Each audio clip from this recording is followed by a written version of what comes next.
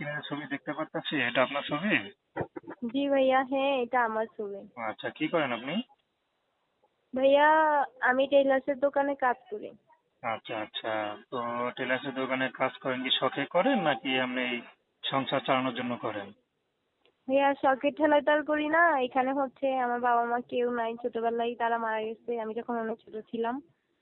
আর আমি থাকি হচ্ছে আমার একটা ফুপুর বাসায়। সে ফুপু আমাকে ছোটবেলা থেকেই বড় করছে, তার বাসায় থাকি।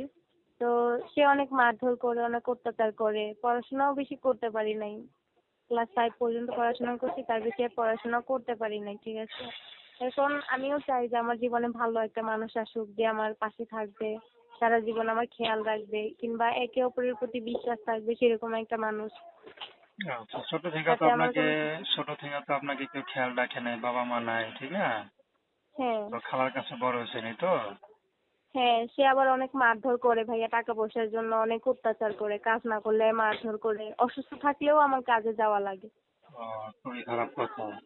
তো মনে করেন এখন যদি একটা ভালো মানুষ পেয়ে যান, সে যদি বিবাহিত হয়, আপনি যাবেন?